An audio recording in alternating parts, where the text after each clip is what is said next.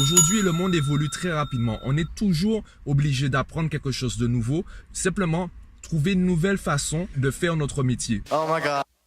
When the East is in the house. Oh my God. When the East is in the house. Oh my God. Yo, aujourd'hui, j'aimerais te parler de la formation. Quelle est la place de la formation dans ta vie?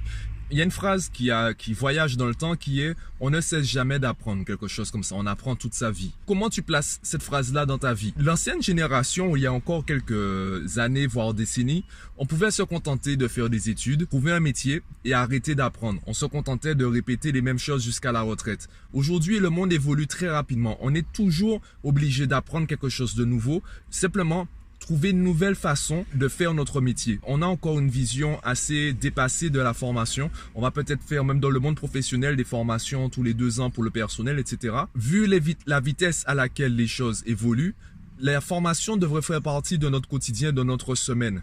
Et je prends l'exemple de mes élèves. Je le dis à tous mes élèves, les devoirs de l'école, les exercices des professeurs devraient représenter seulement 80% de leur temps, de leur énergie. Ils devraient passer 20% de leur temps, de leur énergie à faire des recherches sur le cours, à chercher des vidéos, à s'intéresser vraiment aux matières, à vraiment s'intéresser aux chapitres, aux cours qu'il y a dedans. J'ai rencontré des élèves qui avaient de très bonnes notes au collège, au primaire, ou même peut-être même début lycée.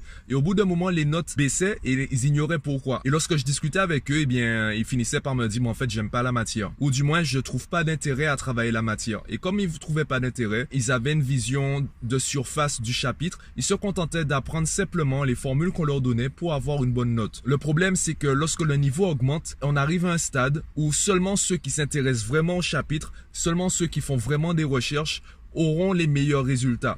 Pourquoi? Parce que déjà, il faut relier certaines connaissances ou il faut comprendre le raisonnement.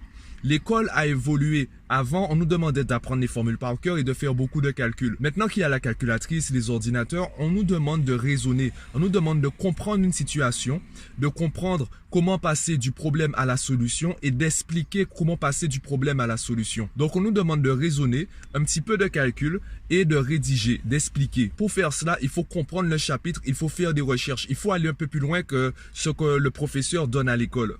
Et c'est aussi valable dans le monde professionnel. 80% de ton temps devait être consacré aux tâches que tu as à faire, les tâches pour lesquelles tu es payé. Et 20% de ton temps, tu devrais te former aux nouvelles techniques pour optimiser ton travail. Les entreprises qui veulent progresser, les entreprises qui veulent s'agrandir aujourd'hui, devraient passer 20% de leur temps à s'adapter ou à trouver de nouvelles techniques pour optimiser le travail.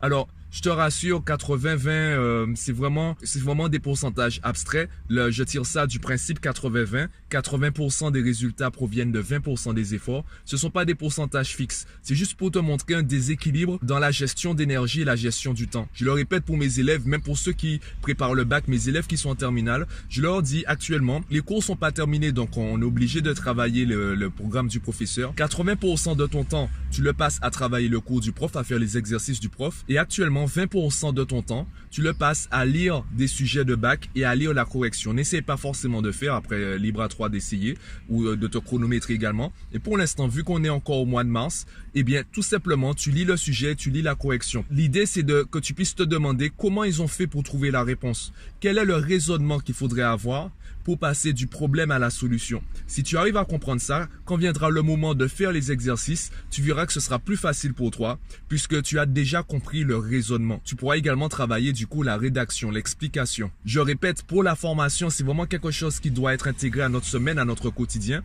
80% de ton temps devrait être passé à faire ce pourquoi tu es payé et environ 20% de ton temps, tu devrais le passer à te former sur les nouvelles technologies, sur les nouvelles techniques. Si tu es vraiment passionné par ce que tu fais, tu devrais constamment chercher de nouvelles façons d'optimiser ton travail, d'optimiser ta façon de faire ou optimiser les techniques de ton entreprise. Après, évidemment, bon, si l'entreprise ne suit pas, ça c'est encore autre chose.